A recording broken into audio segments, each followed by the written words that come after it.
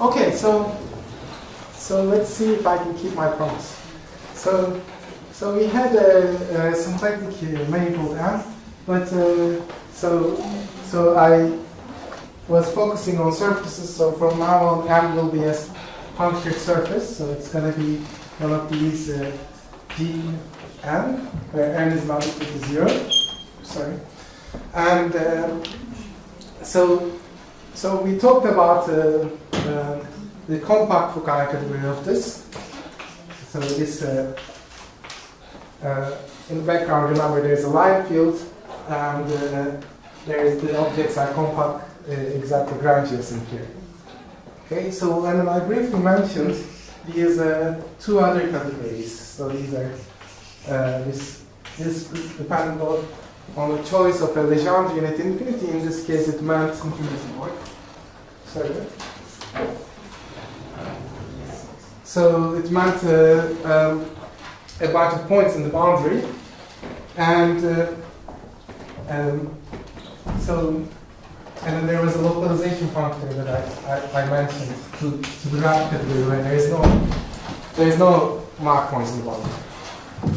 So I will give a description of this category following the work of Haydn, Kontsevich, Katsakov, Kontsevich. So this is, in my opinion, a groundbreaking work in this area. So there was a precedent by Ralph Botland. So this is kind of the free software given to me, and I'm a user now. So I'm gonna compute many categories using this prescription, and you'll see it's very easy. So, okay, so let's go ahead and start doing some examples. So we have a surface, and sorry, the reason I bring this down is because of light. This is in shadow, so maybe anyway. So here's an example. So this last time we started with a punctured torus, so we might as well continue with it.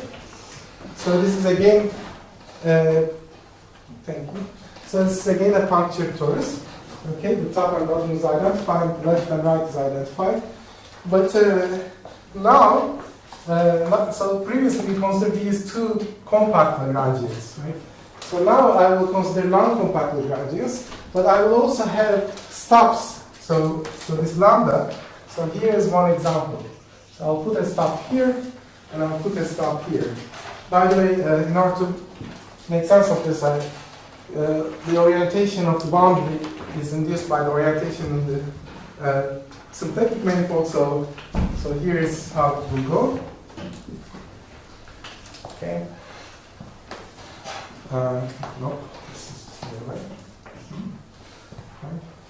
No, is that right? No. It's the other way. It was quite difficult. Okay, so this is the boundary as a circle. There is an orientation there.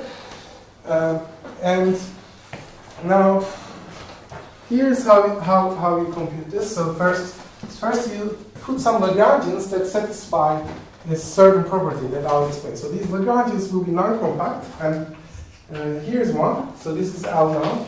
So this is the top and bottom is identified. So this is an arc, right? That's and the next one is this one. So this is L1, and this is L2. Okay, L2 is again the left and right is identified. So this is an example of a set of Lagrangians in the symplectic manifold.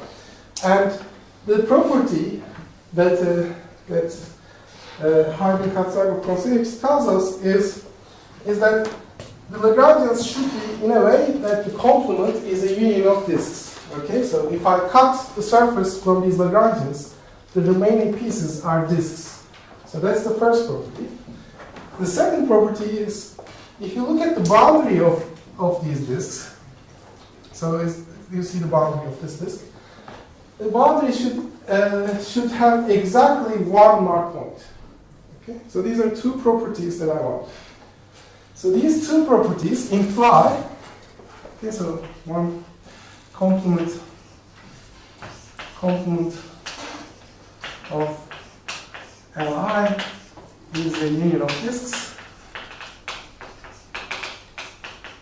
say dj, and the boundary of this dj has exactly one mark point, one stop. So there is this confusing. So some people use mark point to mark the complementary regions to these stops. So these are stops, and so when you're a circle, so think of these stops as somehow small neighborhoods, and then there's this complementary neighborhoods, complementary intervals, and you can mark those as well. And those are sometimes called marked surfaces. Okay, so I prefer the language of stops because it's more clear to me the generalization of higher dimensions in that with that terminology. Okay, so it's kind of equivalent data if you solve the notion of marked surfaces. Okay, so but we use stops. So and the condition is written here. So here is a disk, and this disk has exactly one stop in its boundary. So why do we care about this combinatorial motion? So this combinatorial motion is guarantees that the union Li generates the wrapped, partially wrapped category. So wrapped Fukaya category with this stops, or partially wrapped category if you like. So therefore, this is kind of a very nice setup. If you want to understand this category, you can just choose a set of generators and compute their endomorphism algebra, and the derived category of modules of that endomorphism algebra is equal to the derived category. Okay, so that's a theorem from here. How do you see the zero and infinity from before? Oh, maybe I changed. So those are compact Lagrangians. So sorry, maybe I shouldn't have written L0. I wrote L0 twice. But. So those are compact Lagrangians. Those are generated by these guys. So you can express those as complexes out of this. So there's a prescription of doing that. And but these ones are nicer, I claim. Okay, so here are. So for example, so first of all, I made the statement that these generate, but also let's compute their endomorphism algebra. So that's also very easy to compute. So you can express the non-compact one in terms of the compact one? No, compact ones out of non-compact. Okay. Yeah. So these are non-compact, or possibly non-compact. Compacts are sitting here, and I'm generating this one. And this is a full-length embedded. Okay. So, but there's an additional nice thing about this category, which is it's very easy to compute the endomorphism algebra of these objects, and it turns out the endomorphism algebra is a formal infinite algebra. So there's only product and nothing else. Okay. And here is a computation for this. Okay, so I want to picture. So let's start here.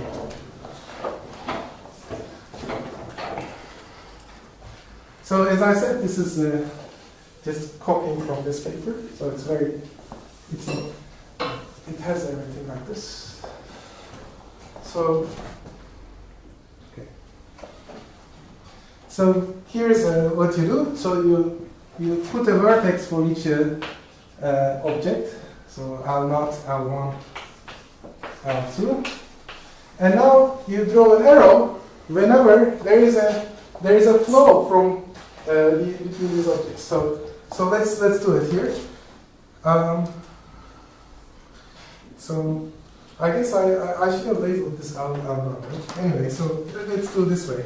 So L2 can go to L0 here. Right? There's an arrow here. So let me label this A. So unfortunately, it's not going to go Yeah, let me change this.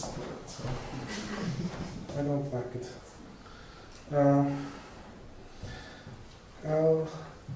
Yeah, right. Okay, so L1, L2, and let's call this L3. Sorry. So in that way we avoid the confusion with the last lecture. Okay, so let's look at flow lines from L1 first. Okay, so I have L1, and I can flow from L1 to L2. So this is a flow line, and I can flow L1 to L2 here as well. So this is another one. Okay. So L1, L2, L3. Okay, so there's two of them, A and B. And then L2 to L3, there's two of them as well, C and D. Okay, so there's C here and D here. Okay? C and D. And there's no other ones. I labeled all the flow lines. Furthermore, there a flow line from L3 to L1? L3 to L1, there's no, right? There's a stop. Right. Did you say there's... That's what I'm saying, I think, yeah. Yeah, That's what the stops means. Right, stops prevent the flow lines. Right. They're not. Okay. So, all right, but there's also a relation in this algebra, which is you can compose them if the flow lines can be composed. Okay. So that's very easy again.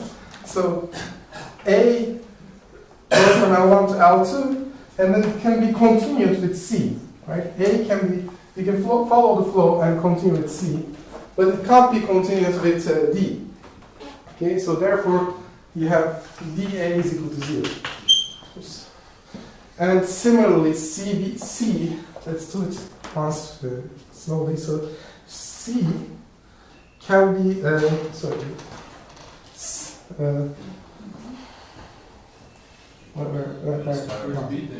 yeah, you want to start with B. Okay, B can be continued with D, but not C. Right? So therefore, CD is equal to 0. Okay? And that's it. Okay? So in a sense, the study of Fukaya categories of punctured surfaces has been trivialized. Right? Because it's this algebra that you get, and there's nothing else. Okay? So this is a generating set, and the endomorphism algebra is very easy to compute. Okay? And there is the line field also enters. So line field gives me a choice of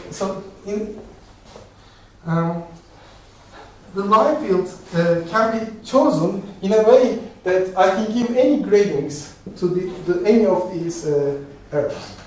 Okay, so the simplest one would be to give 0 grading to everyone, but there are other line fields that would give me any other grading. And those would be different categories. Okay?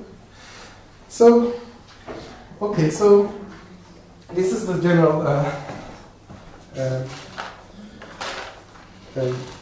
way of computing partial job categories. And the important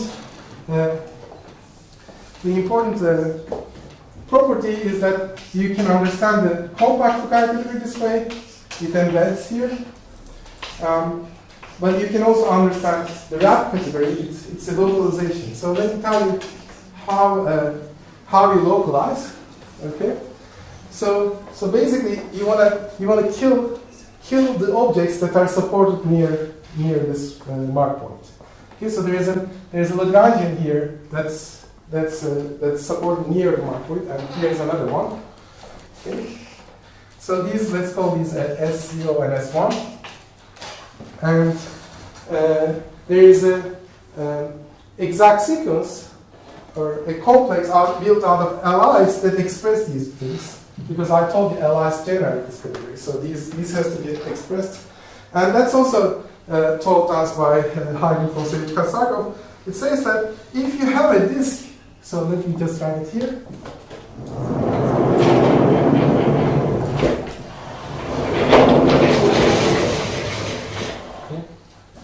So there's a basic one. So if you have a disk with an arbitrary number of mark points, and if you look at these Lagrangians, so let me label them L1, L2, L3, L4, L5, then there is a morphism from each of them to the next one, right?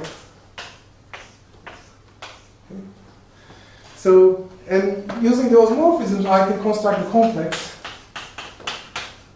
So I have to shift them appropriately so that these morphisms are in B1. But the union of this 4 of them is quasi-isomorphic to alpha. So this is a simple explicit computation that you can do. Okay. So whenever you have a disk which is somehow around each mark point, you can write this basic Lagrangians. The last one can be expressed from the other 4, okay, in any cyclic order. So therefore, these SIs are easy to express in terms of the LIs. Okay, so S0 is L1, L2, L3, and S1 is again L1, L2, L3, but with this other one. So let me just note over there.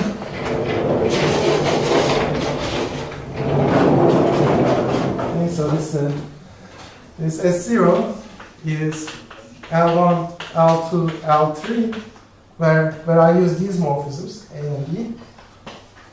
Okay, and S1 is L1, L2, L3, where I use these other ones, so B and C. Okay, again, you might have to shift them, but I don't care at the moment. How do you know that? Like all this stuff? How do you know that S0 is that and S1 is that? Because this is a disk. There's a map from this disk to here. Okay, this basic exact triangle here.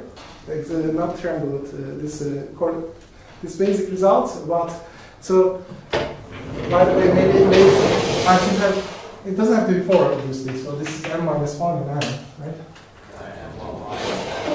So that's the basic computation that you do for this one. Okay, so that was done by Haydn constitutional cycle.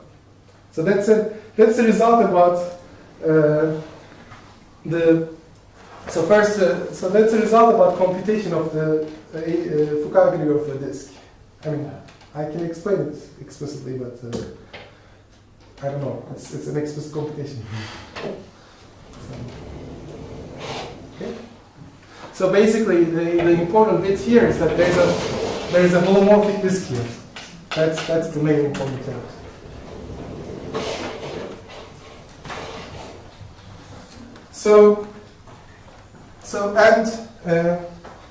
Now there is this is again, so whenever I have so I can embed that disk to here, and then I will have exactly the same kind of equivalence. So now this Wm is obtained by quotienting out by these SIs. Okay, so you have these SIs are objects here, but I localize along them, and that allows me. So that means I can continue this flow. Okay, so once that object becomes 0, then this the map from here to SI and SI to the other one allows me to continue that flow. Okay, so you said that DA was 0 before, so now that's why it's a complex.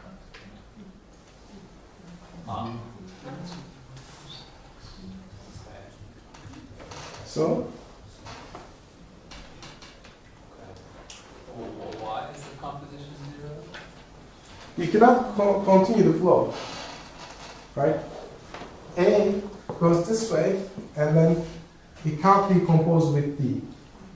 It can be composed with C. Okay, so I'm telling you the prescription from Haydn Katsakov Konsevich, but also if you like, this is the definition. So it's a computation of the rapt category. Okay, so the computation of the rapt category is you divide into disks, and whenever you have a flow line, you have a generator on the morphism space, and whenever you can compose, you get the composition. And whenever you cannot compose, it's 0. Okay? So, but now,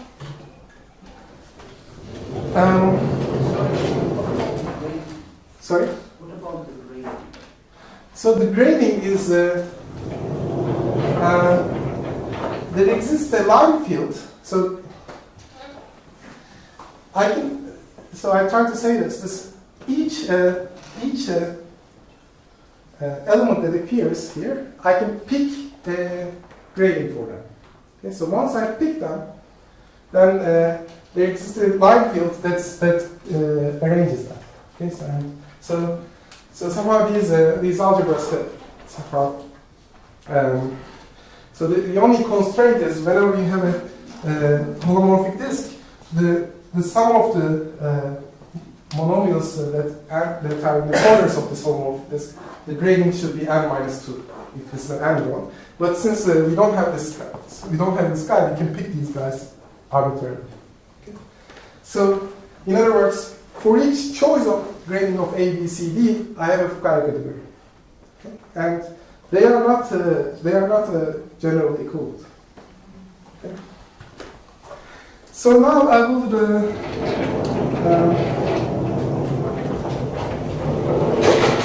so in terms of the class of algebras that appear in this is well known. They are called Yankı algebras. So they were not well known to me, but they are well known to you probably. So so let me write the definition of this Yankı algebras. Sorry.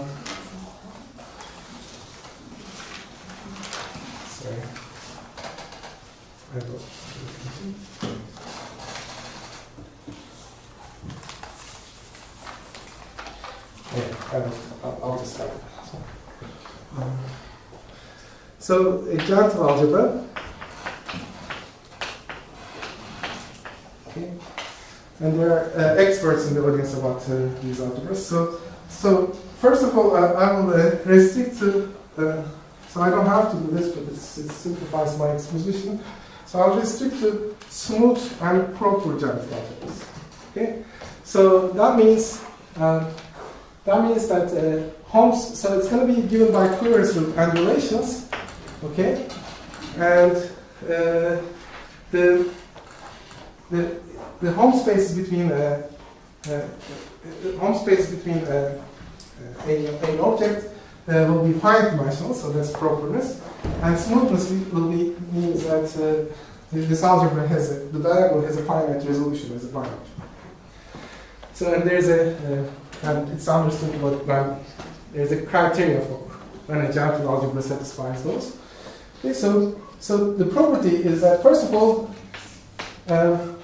around each vertex has two outgoing and two incoming edges. Okay. So at most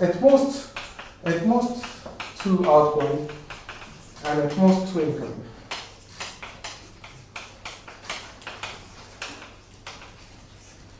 Okay.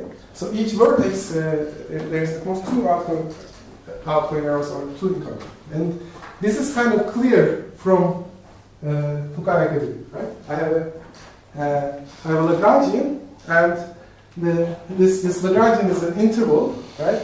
It has two ends, and I can either go outside twice. So somehow, if I have a Lagrangian, I can just either flow at most twice, or I can flow in most twice, right? So somehow it's a property that's inherent to Lagrangians in surfaces. Non-complex Lagrangians.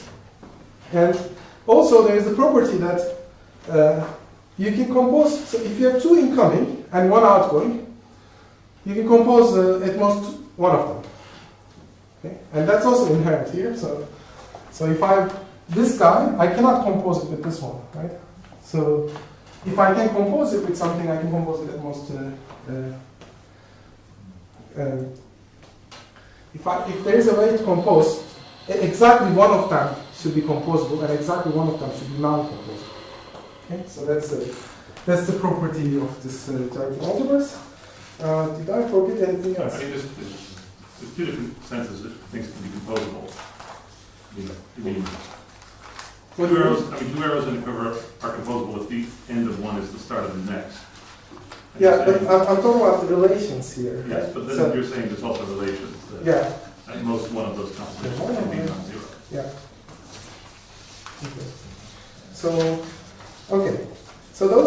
gentle algebras, and they appear in the work of Bergman and Drost. And they appear in a different context. Okay? So they appear in their work of Hausdorff and others. And this is going to be the where we're going to go. So this is the D side. Okay, so I'll try to explain. So this appears at this appeared before wrapped Fukaya categories. But so somehow the wrapped Fukaya category perspective has some nice things to say about these gentle algebras. Okay, first of all, any gentle algebra. So I restrict to smooth and proper, but I don't have to. Any gentle algebra with any grading can be realized as a wrapped Fukaya category of some surface with some Lagrange choice of Lagrange.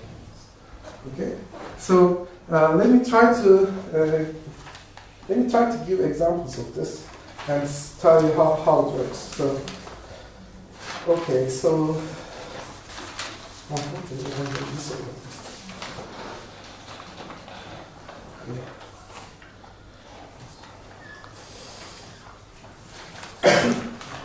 All right, here's one.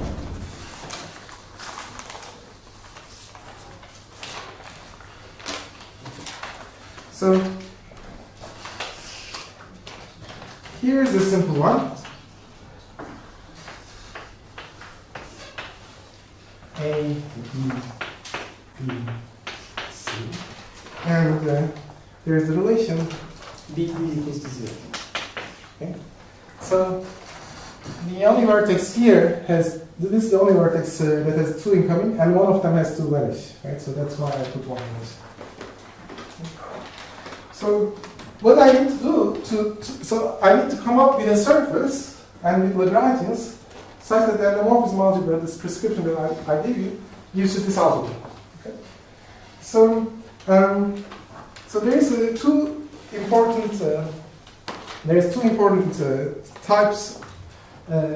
Starting from a gentle algebra, you can write these things called forbidden threads. Okay. So unfortunately, I don't know the history very well, but I'll try to explain what they are. So these are sequences of arrows, but they alternate between. So they consist of. So let me give you an example. So I take. So for example, here's one. So I take D, and then I take D. So why is this forbidden? Because D and B cannot be composed. Okay? And why is this a thread? Because I cannot make it longer such that the consecutive ones are not composable. So I can't put a C here because BC is composable. Is that clear? So wait, why can you put an A at the end? A is no. This is already so. This 1, 2, 3, 4. 1, 2, 3. Okay. So they consist of sequence of arrows where the consecutive ones are not composable. So it is a path in the quiver. It's a path in the quiver. But it is 0 when you compose it. Every composition. Every composition is 0. So it's forbidden. Nothing can be composed. And so outside of the so outside of every gentle algebra, you can write a list of these forbidden threads. Okay, so these are. So in this case, this is one of them, BD, and then there's A. There is C, and then there is the idempotent D4. So the property, so somehow maybe I should also talk about this one. So the important property is that every vertex is in exactly 2 of these forbidden threads. So it's kind of, it's a combinatorial thing, that's why I'm struggling. So it's kind of, So you can write a list of maximal paths which has this property that any composition is forbidden, and every vertex lies in exactly 2 of those. Okay? So given a general algebra, I can write a list of these guys. So you always assume there's no loop? Right, so the loop, prevents it to be from proper or something. But I don't have to assume this. But I don't want to discuss it because it's going to get more and more complicated. But now, what we are going to do is that we can start from a gentle algebra and we can construct a ribbon graph out of it. Okay? And this ribbon graph has the property that the vertices of the ribbon graph are in bijection with these forbidden threads. So there is, in this case, there's the ribbon graph will look like this. And Sorry? yeah? So can your gentle algebra contain more relations except for those which you... No, these are the only So relations. so it's just a Quiver algebra. So the Quiver algebra with monomial relations, quadratic monomial relations, okay? And they are given by, they have to have the property that at any vertex, you have to have at least one of them passes through and one of them doesn't. So they're, in some sense, I don't know, in terms of commutative, they're not very hard looking algebras, but they're interesting. So, right, so what's this ribbon graph? So maybe I picked a very simple one. I'll do a more complicated one soon. So the vertices are in bijection with these forbidden threads, and the edges are in bijection with the vertices of this gentle algebra. Okay? And so a vertex, so 1, as I said, every vertex of A, so let's call this A, is in exactly 2 forbidden threads, and it connects them. Okay, so it's a property that every vertex is in exactly in. So 1 is, for example, in this one and in this one, right? So 1 connects these 2 forbidden threads. Anyway, it's a prescription, and we also have a linear order between the edges that go through one vertex. Okay, so what's this linear order? Well, I put so each thread, right, is corresponding to one vertex, but each thread has a kind of order. So this goes from 1, 2, 3. Okay, so that gives me that I should orient this 1, 2, 3 in that way, and I should put a stop here. Okay. And for example, for 1, 2, A goes from 1, 2, so it should go like this, and I should put a stop here. Okay. And C is going from 3, 4, I should put a stop here, and then E4 doesn't matter. Okay. So what I obtained is a ribbon graph, but it's a more than a ribbon graph. It's not only I have a cyclic order of the edges that come out of the vertex, I have also one place where I start. Ciliated patch. What's that? It's called a ciliated patch. Okay. So, and once I have that, I can just thicken this, and here's the thickening. So I just you can thicken every edge by attaching a strip there. But here's I drew it for you beforehand. So here's the surface that we get in this case. So this is 1, this is 1, this is L2. Okay. This is D, this is A, and this is a stop, this is a stop, this is a stop. So this is L3 and this is L4. Okay. And this is C and V. So the order is like this. Okay. So you can see that there is, from L1 to L2 there is A, from L2 to L3 there's B, from L3 to L4 there's C, and they can be composed. But there's also, from L1 to L2 there's D, they cannot be composed. So from this prescription you get this surface, and it's quite general, so in any geometric algebra I can do this.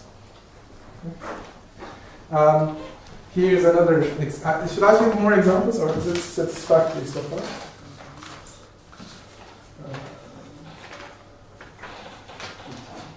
Here's another one.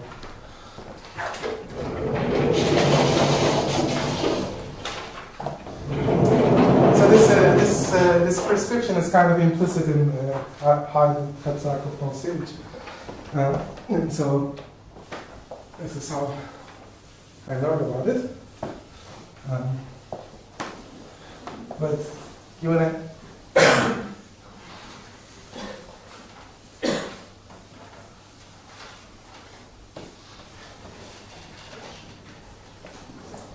so here's another example that's more complicated. Here's the geometric algebra.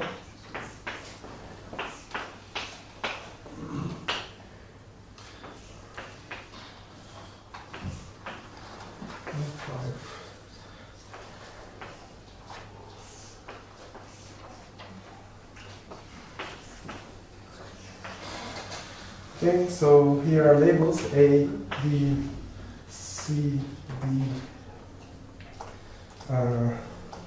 X, Y, Z, T, and the relations are TA equals to Y, C equals to BC equals to BX equals to 0. So in this one, things are nicer. So these relations are also the forbidden threads, and through every vertex there exists two of these guys, and the corresponding surface is as follows. So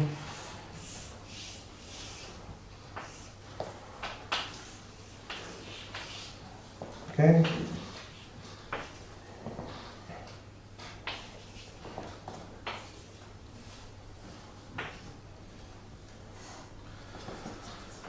One goes this way, 2 goes like this,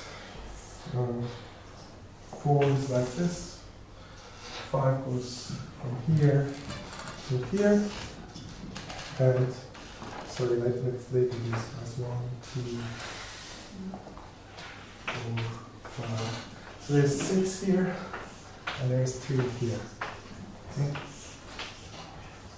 So this is A, this is B, this is X, this is Y. And T, Z. I'm missing some stops. Am I missing some stops? I see a disc. I Stop. miss one stop here, which is this one. Still Is that the disc that you were seeing? No? There's a triangle. I'm not missing any more. So the left and right are identified. Yeah, right. Okay. At the top and the bottom. Top and bottom is identified. This is a twice punctured torus. Okay, so this is a twice punctured torus with every boundary has 2 mark points. Okay? And I picked a particular choice of generators. Okay. All right. So now there's this prescription, and so. Now, what can we do with it?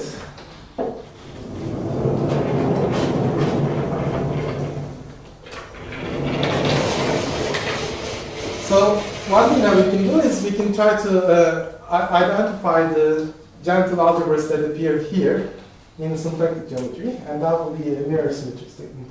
Okay, so I'll get to that. Another thing that's interesting to do is, it turns out, after the fact I learned, so the derived category of geometric algebras, so the geometric algebras up to derived equivalence is not, the classification of geometric algebras up to derived equivalence is not known. So, so I can prove differential algebras are equivalent by showing that the surfaces that I get are symplectic morphic. Right? So there's a way to prove that. It gives me a way to prove two things are derived equivalent. And however, it's very important to, this is the reason that I was emphasizing, it's very important to take care of the line field. Okay? So it's not any surface with its area form is symplectic morphic to the other one if they are the same genus and the same boundary contours. That's it. But that's not enough for inducing derived equivalence because we have to induce derived equivalence of graded categories. So we have to classify surfaces with this line field by up to symplectic morphism. Okay? So and we did that. So that's a good start. So I can tell you some result about this. It looks. It seems.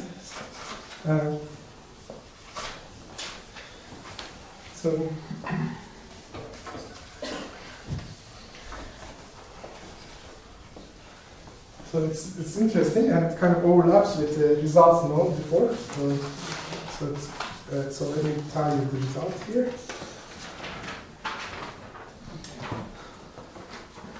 Okay, so what are we doing here? So I have a sigma and I have a line field on it. Okay? And I want to classify these objects up to the action of the mapping class group. Okay? So mapping class group X. And so in other words, obviously, if I have two symplectic manifolds which have different genus and different boundary components, I can easily prove that those are not derived equivalent. Okay? But on the same surface, there can be many line fields that are not equivalent. Okay?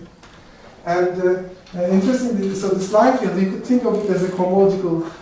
So I tried to explain this last lecture, right? So a line field is a section of the projectile tangent bundle, and it gives me a class in H1 of this projectile tangent bundle. So it gives me a class here, which is sent to 1 by intersecting with the fiber. So eta evaluated on the fiber is 1. Okay? And so the set of the line fields is just cohomologically characterized this way. Okay? But now, and it's a torsor, so this is an H1 of sigma torsor. Okay?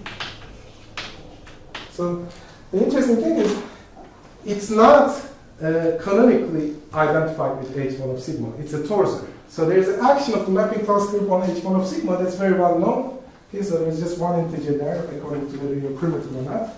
But the orbit, the composition of the torsor is different. Okay, so that's what we can see.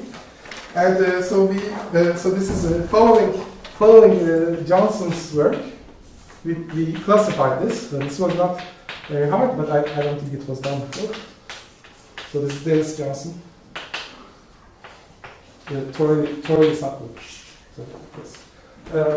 So the classification result is as follows. So this is joined with Polish.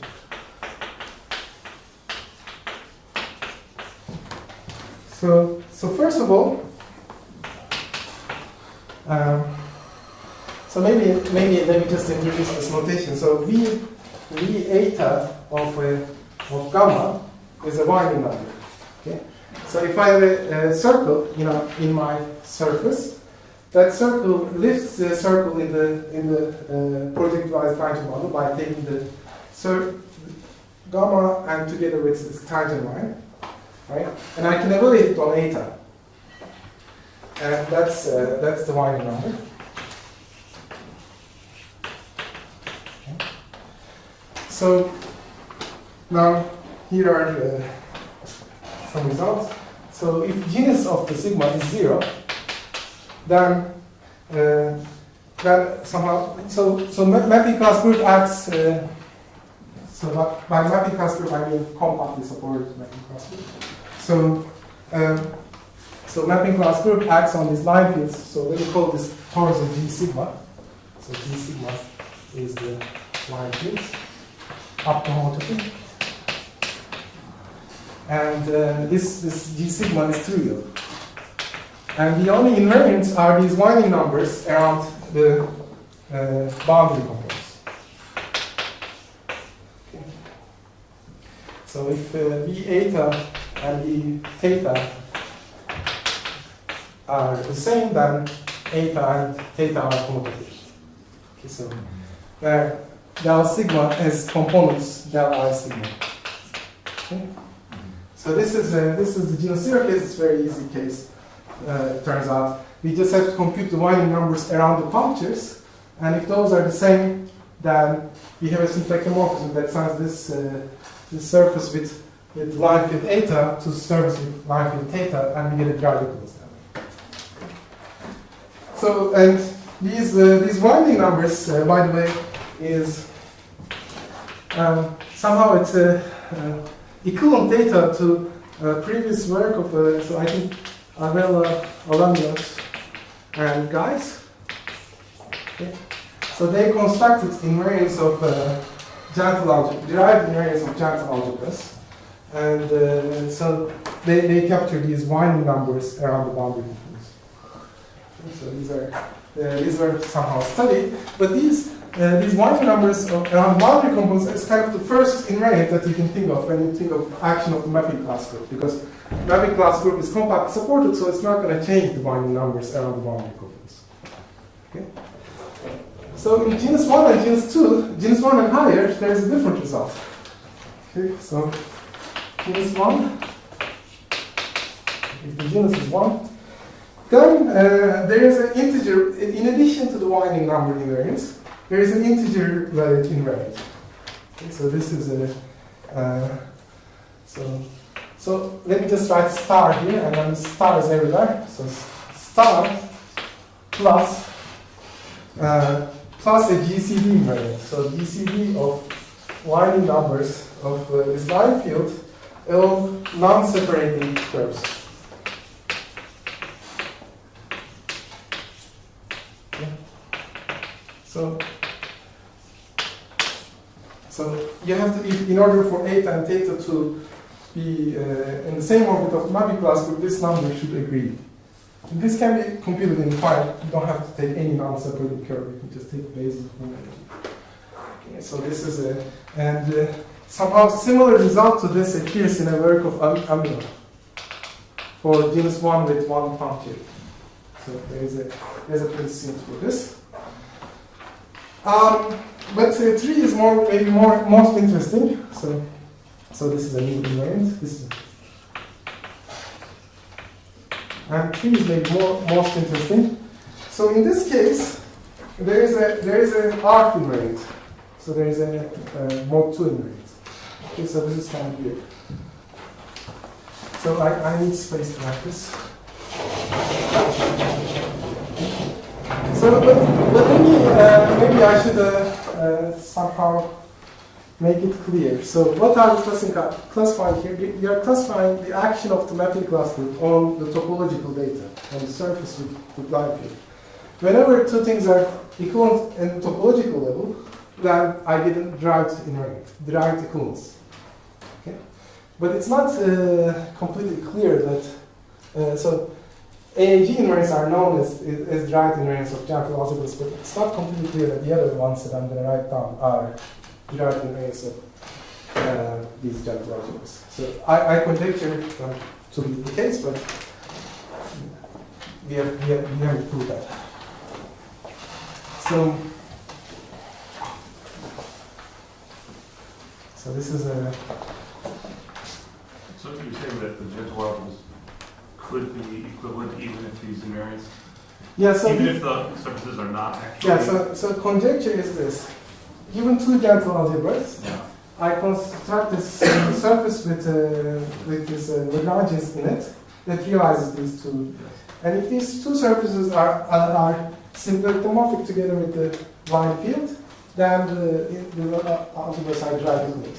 So I can't prove that yet, but I suspect I will be. So this is the question. Any gentle algebra you can construct a surface from any gentle algebra. Sorry? You can construct a surface from any gentle Yes, algebra. so that was the first part of the talk. I don't understand. So, I mean, I thought the gentle algebra computes the Fukaya category, so how is it, I thought that one direction, I thought the direction that you're saying you can improve is the easy direction, so I'm obviously confused. so given a gentle algebra, I can construct a surface with objects in it, which realizes this gentle algebra. As the Fukaya As the category, Fukaya. of that surface. Okay.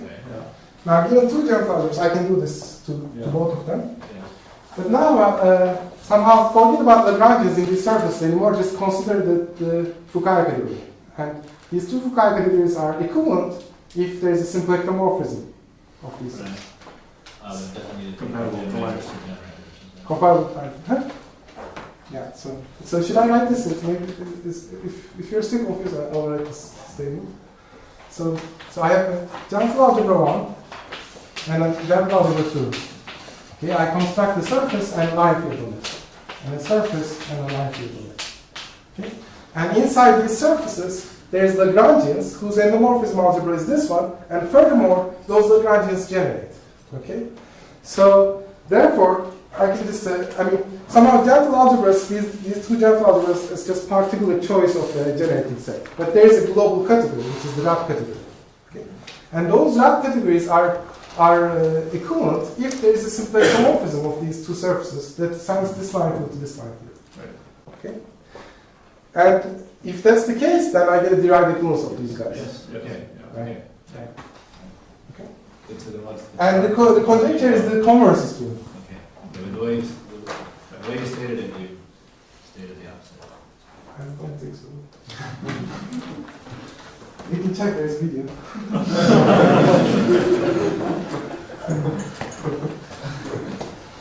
All right. So the last part of this theorem is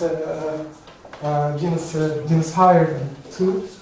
Sorry, I won't be able to get to. So when you have a general gentle algebra, what's your procedure? You explain the procedure to construct the surface? Yeah. Because I thought you were explaining the opposite. If you look at the video again. You were writing the algebra. So given a gentle algebra, you look at these forbidden threads. The forbidden threads gives you the vertices of the ribbon graph, and then you collect the vertices corresponding to objects in your gentle algebra, and then you get a surface. And that surface, which I raised, has Lagrangians in it, and the morphism algebra of the Lagrangians is exactly the gentle algebra. So, okay, so last part of this, this 3. So this is kind of interesting part. So now we assume genus is greater than 2. Okay, and I'm wondering when two line fields are on the same orbit, so eta and theta are in the same m sigma orbit. Okay. So first of all, again we have the winding numbers of the boundary. Okay, so these have to be equal. If the boundary winding numbers are not equal, then there's nothing you can do. And those are known to be derived invariants as well. Okay. So second, there is a mod 2 invariance, sigma eta, sigma theta. And this is there if, so this is there's an invariant sigma in mod 2. And this is there if the winding numbers of the boundary are even. Okay? And this mod 2 invariant is precisely the class of the line field reduced to mod 2. Okay, so this is this is there. So in other words, this is measuring. So if this mod 2 invariant is 1, that means that I really have a line field, not a vector field. Okay, so if I have a vector field, this mod 2 invariant is 0. So some line fields are induced by vector fields. And so this is measuring whether I have a vector field, whether eta is a vector field. That's the first Stiefel-Whitney class in the language. Sorry? That's the first Stiefel-Whitney class in the language. Yeah, something like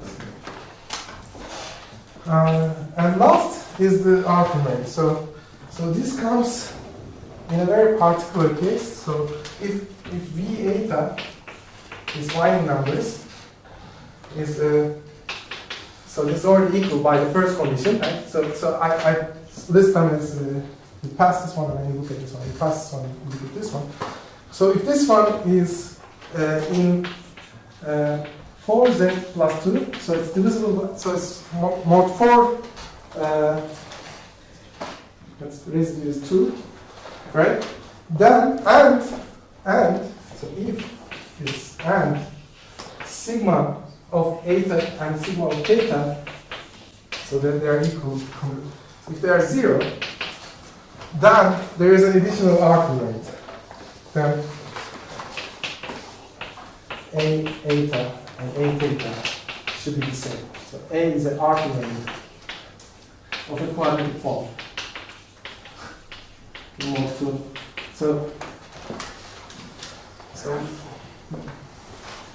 I can explain what it is, but so let me say how Hobbes says. So when I have a vector field on a surface, right? So that's a class in H1 of the sphere bundle. Okay, a non-vanishing vector field. But a non-vanishing vector field induces a spin structure on a surface by taking the mod 2 reduction of the H1 class. And that spin structure has a quadratic form associated with it. Okay? So, and this is these are the conditions where that's I can get to that spin structure. So in these conditions, there is an initial spin structure induced from this line field, and that has an argument. Okay? And this is a complete list. So if you pass from this, then you're in the same orbit. If you don't pass from this, you're not in the same orbit. So this is following the arguments of Johnson, so from his work on twirling. So I expect, so my conjecture, so I don't want to blame Sasha for this. My conjecture is that if you have two gentle algebras, then you can construct these surfaces, and if eta 1 and eta 2 satisfy this, so they're in the same orbit, then I can prove that these are radicals. But my conjecture is that this is if and only. And so this would give a complete classification of gentle algebras of derived radicals. So what's needed is to show that these invariants are derived invariants. Okay? That's something that we are working on. Okay, I guess I won't have time to discuss linear symmetry in this lecture. Maybe I'll start with that next time.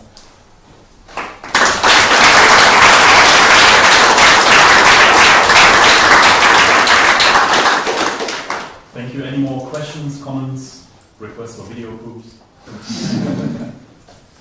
Does this work over any ground field? I mean, I guess you can define this gentle algebras over any field. That's right. Yeah.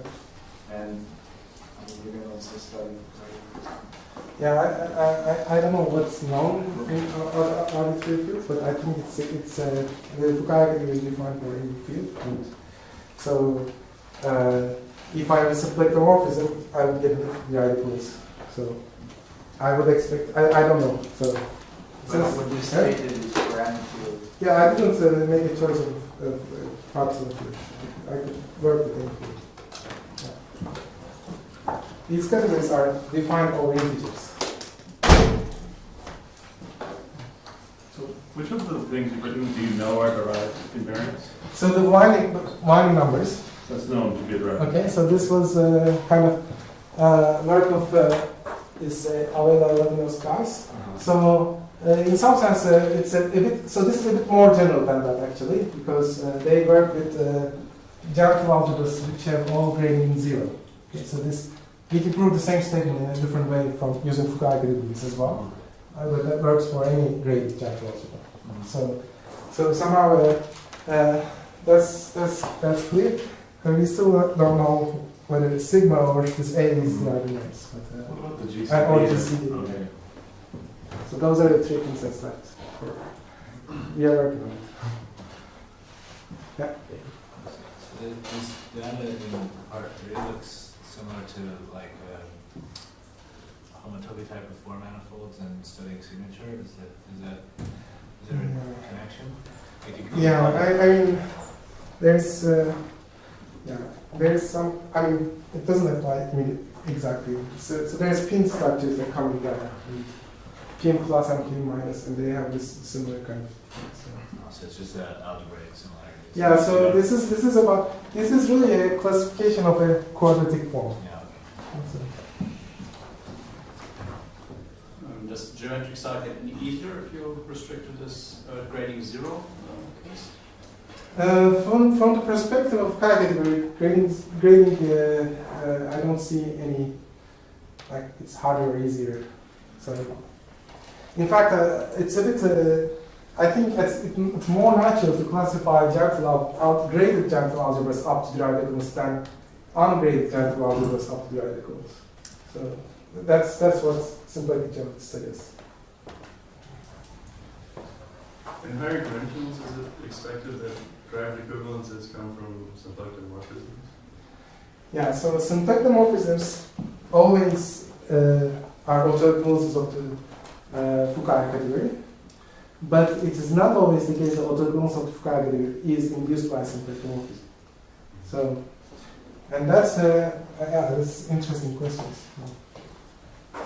So sometimes there's a automorphism of the mirror, so geometric automorphism of the mirror that induces the autoequivalence of the category that you might not be able to see on the inside. So mirror symmetry generally exchanges the geometric symmetry with the derived symmetry.